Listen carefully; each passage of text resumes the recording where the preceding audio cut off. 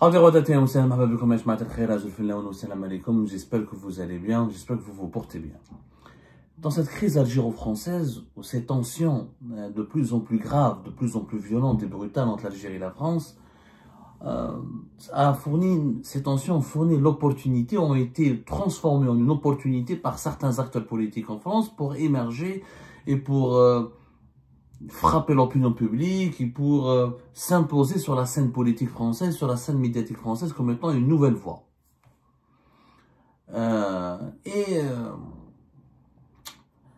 C'est des personnages politiques qui sont connus peut-être que grâce à leur filiation, parce qu'ils ont un lien de parenté avec d'autres hauts dirigeants français, anciens dirigeants français. Mais avant la crise entre l'Algérie et la France, ces personnages politiques ou ces acteurs politiques ou ces personnalités politiques n'avaient quasiment pas de voix au chapitre. On n'entendait pas parler d'elles. Ils étaient même, ces personnalités, inexistantes. Mais grâce à la crise algéro-française ou grâce à la franco-algérienne ou grâce au dossier algérien, ces voix ont émergé. Elles ont maintenant de l'audience, elles sont invitées sur des plateaux de télévision et elles entretiennent même des ambitions politiques pour faire de la politique en France. L'Algérie, quelque part, c'est ce que le pouvoir algérien ne comprend pas, ce bras de fer qu'il a lancé avec la France, ça a permis à un courant politique extrêmement dur, qui est extrêmement anti-algérien d'ailleurs, très hostile à l'Algérie et au régime algérien, de se frayer un chemin au sein de la scène politique française et de devenir de plus en plus audible. C'est le cas par exemple de M. Louis Sarkozy. Louis Sarkozy n'existait pas avant. Enfin, il existait grâce au nom de son père. C'est le fils de l'ancien président de la République française, Nicolas Sarkozy. Louis Sarkozy, il est devenu une personnalité politique de plus en plus suivie, invité sur les plateaux de télévision, consulté par les médias français, on lui donne la parole, on l'appelle, et c'est l'Algérie qui l'a fait connaître. Louis Sarkozy s'est fait connaître en février dernier, le 13 février dernier, lorsqu'il a accordé une interview au quotidien Le Monde qui a fait un portrait de lui, Le Monde qui s'est intéressé à lui parce que Louis Sarkozy vivait aux États-Unis d'Amérique, il voulait revenir aux États-Unis d'Amérique pour être candidat aux élections municipales de 2026 à Neuilly-sur-Seine. Il veut faire de la politique comme son père. Il est âgé de 25 ans, donc il a un nom qui marche. Nicolas Sarkozy, c'est pas n'importe quoi, vous connaissez tous, ancien ministre de l'Intérieur en France, personnage politique controversé, sulfureux, mais ancien président de la République française de 2007 à 2012, l'un des poids lourds. Nicolas Sarkozy, c'est l'un des poids lourds de la vie politique française. Et lui, il voulait emboîter le pas, faire la même carrière que son père, parce que son père a commencé la politique à la mairie de Neuilly-sur-Seine, entre 1983 et 2002. Neuilly-sur-Seine, je rappelle, les Algériens qui habitent en France la connaissent très bien, c'est la ville la plus chic, l'une des villes les plus chics de Paris, l'une des villes les plus riches de France et d'Europe, qui abrite les quartiers les plus chics de la capitale française, et la classe la plus, les riches et les millionnaires, les milliardaires français habitent à Neuilly-sur-Seine. Certains dirigeants algériens et certains membres de la nomenclature algérienne habitent aussi Neuilly-sur-Seine et fréquentent beaucoup Neuilly-sur-Seine. Nicolas Sarkozy a réagi à la condamnation, Louis Sarkozy, le fils de Nicolas Sarkozy, a instrumentalise depuis cette polémique, la première fois que une polémique a éclaté, c'est le 13 février, où il a dit dans les colonnes du quotidien Le Monde que s'il était aux manettes, et que l'Algérie arrêtait Boualem Sassal, je brûlerai l'ambassade, je stopperai tous les visas et j'augmenterai de 150% les tarifs douaniers.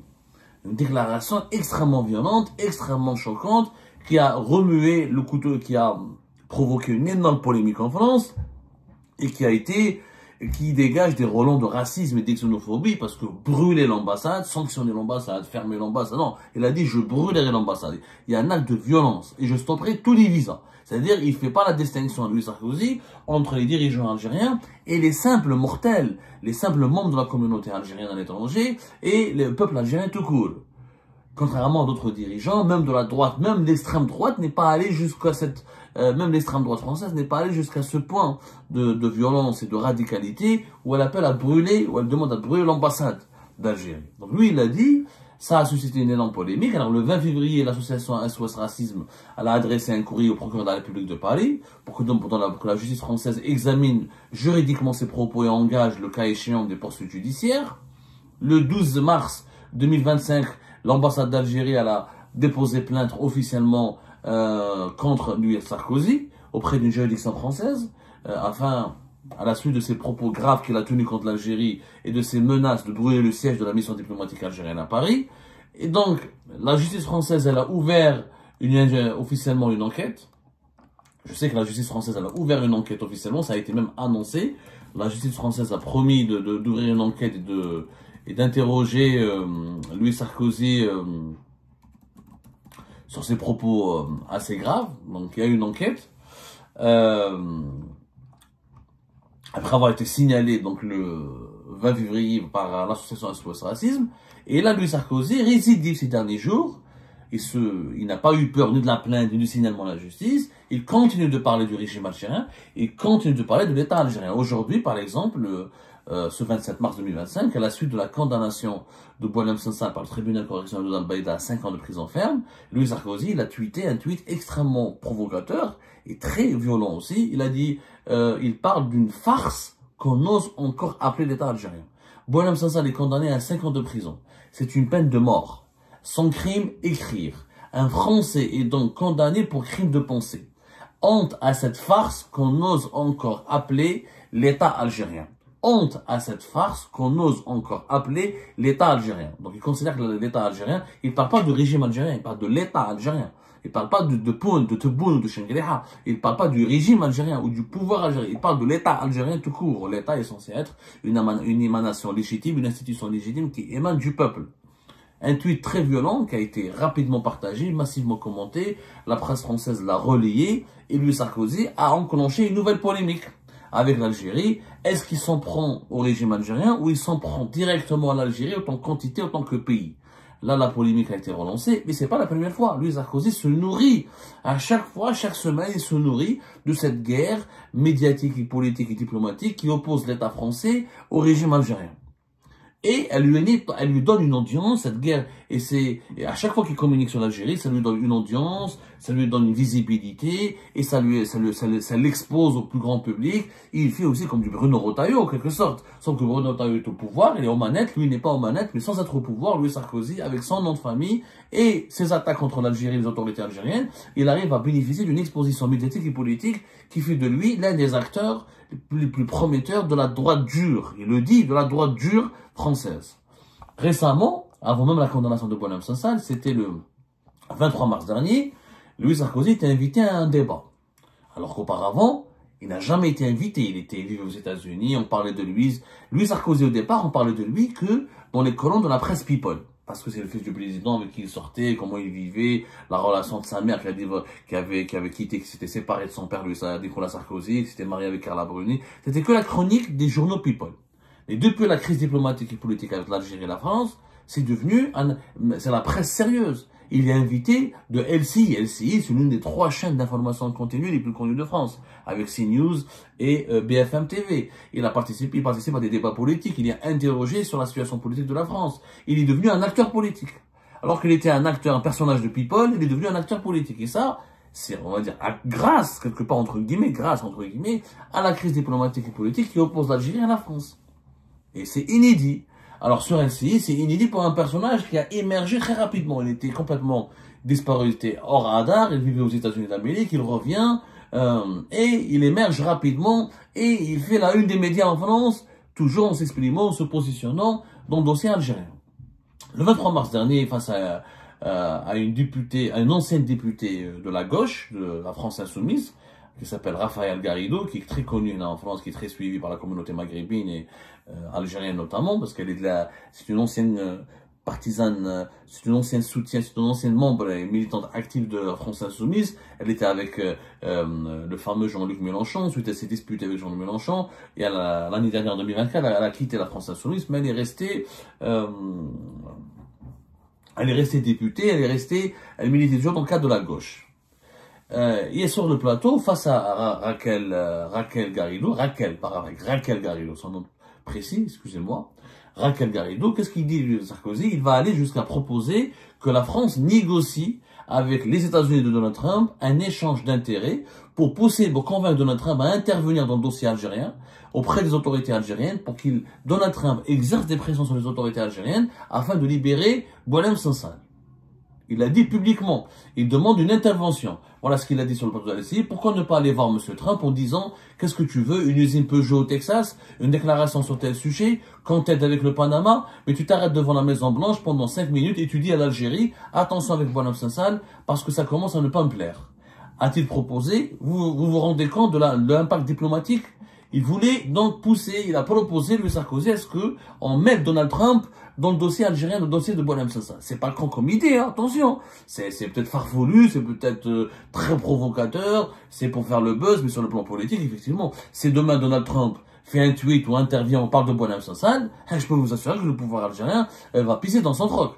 Parce que déjà le pouvoir algérien dans une optique de séduction, dans une optique il est en train de draguer, il est en train de draguer Donald Trump, il veut des rapports harmonieux, il veut intéresser, il veut attirer Donald Trump, il essaye d'avoir une politique très harmonieuse et très amicale à l'égard de Donald Trump pour que Donald Trump ne se retourne pas contre le régime algérien, ne catalogue pas le régime algérien, ne s'attaque pas aux intérêts du régime algérien, ne s'attaque pas tout court au régime algérien. Rappelez-vous ce qui a été fait par l'ambassadeur d'Algérie à Washington, monsieur Sabri Bourkadoum, qui a proposé, qui a dit pour la première fois que l'Algérie veut acheter des armes américaines, que l'Algérie était prête à donner ses terres rares et ses minerais, son gaz de schiste, pour collaborer pour leur exploitation avec les entreprises américaines, les échanges au niveau du renseignement. Donc, il y a une opération de séduction importante menée par l'Algérie, actuellement par le régime algérien actuel, auprès de Donald Trump.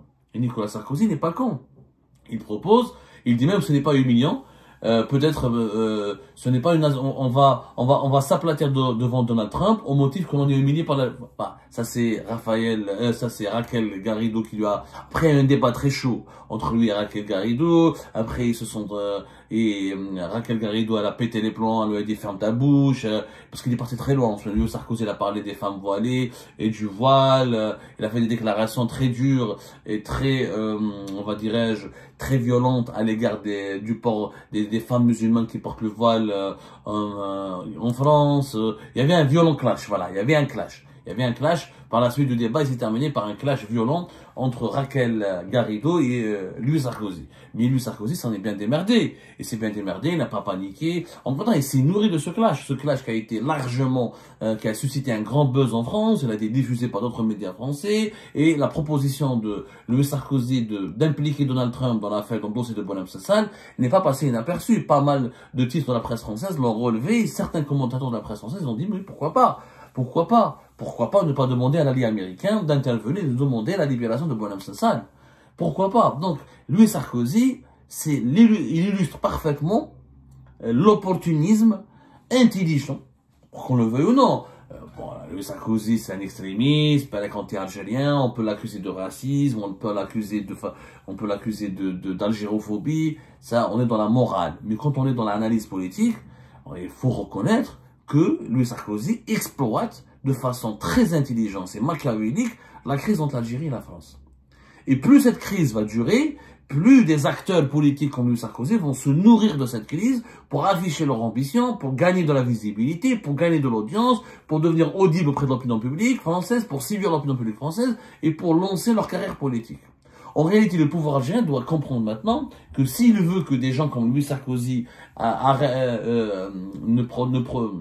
ne profitent pas de la crise française, ou de la crise entre l'Algérie et la France, et des tensions algéro-françaises, il faut que ces tensions cessent. Il faut que le pouvoir algérien trouve un compromis définitif et stoppe ces relations envenimées, empoisonnées avec la France. Plus ces relations empoisonnées durent, plus les acteurs les plus anti-algériens, ou peut-être que Louis Sarkozy ne déteste pas l'Algérie par conviction, il fait semblant de détester le régime algérien, peut-être qu'il est au fond de lui, il n'en a rien à foutre, ou il n'en a absolument rien à cirer du pouvoir algérien. Mais il exploite ces relations difficiles avec le régime algérien, ces relations conflictuelles, pour ses intérêts politiciens. Il a réussi. Aujourd'hui, ce n'est plus un personnage people, c'est un personnage politique à part entière, invité, il affronte les gens de la gauche, considéré par les médias français les plus sérieux, on parle de lui, et cette plainte de l'Algérie, elle est légitime, elle est justifiée, mais elle lui a fait encore plus de publicité. Et l'électorat de la droite dure et de l'extrême droite est en train d'être séduit par Louis Sarkozy. Il s'intéresse de plus en plus à Louis Sarkozy. Donc, Louis Sarkozy, il veut devenir le maire de Neuilly-sur-Seine en 2026. Il sait que peut-être la route de la mairie, ou l'accès à la mairie, ou la route qui va le mener vers le bureau du maire de Neuilly-sur-Seine, apparemment, cette route passe par l'Algérie. Elle passe en tout cas par le dossier algérien, par les abysses profonds et complexes du conflit diplomatique et politique entre l'Algérie et la France. Cette route mène par l'Algérie. Donc Bruno Retailleau, Louis Sarkozy, Marine Le Pen, Éric Ciotti, énormément de... même au niveau de la gauche, même au sein de la gauche, des gens instrumentalisent, des politiques français instrumentalisent les tensions entre l'Algérie et la France pour régler leur compte, pour imposer leur feuille de route, pour défendre leurs principes, défendre leurs valeurs, ou imposer, ou parler de leur vision politique de l'avenir et du présent de la France. Donc l'Algérie est devenue une question de politique interne. C'est pour ça que je vous dis que l'Algérie est une question de politique interne en France. Ce n'est pas uniquement une problématique de politique étrangère. Parce qu'il y a une communauté algérienne importante, parce qu'il y a des relations historiques passionnelles et douloureuses, mais aussi importantes et qu'on ne pourra jamais effacer. On ne peut pas effacer le passé, parce qu'il y a des intérêts économiques, il y a des intérêts sécuritaires. Donc, beaucoup de politiciens français vont faire de la politique, vont faire de la récupération politique, de l'exploitation politique des événements qui opposent l'Algérie à la France, ou des problèmes, des événements qui se déroulent entre l'Algérie et la France, et des problèmes qui opposent l'Algérie et la France. Et cette récupération politique, elle leur procure, elle leur fait gagner de la visibilité, de la popularité, un nouveau positionnement sur l'échiquier politique français, et elle renforce leurs ambitions politiques personnelles. Le pouvoir algérien, encore une fois, à travers cette crise lancinante qui dure et qui ne cesse pas de durer, avec les épisodes de Boualem Sansal, les épisodes des migrants, des ressortissants dangereux que l'Algérie ne veut pas récupérer, tous les conflits. À chaque fois que le conflit entre Alger et Paris s'approfondit ou s'intensifie, eh ben, les acteurs les plus de la droite, notamment d'extrême droite, en profitent et se frottent les mains parce que ça leur permet d'utiliser cette crise algéro-française comme une échelle qui leur permettra de gravir les échelons de leur carrière politique. Est-ce que le pouvoir algérien pourrait comprendre au moins cela, qu'il est en train de rendre service à des gens comme Sarkozy? Je ne sais pas si à Alger on pourrait comprendre cette vérité amère.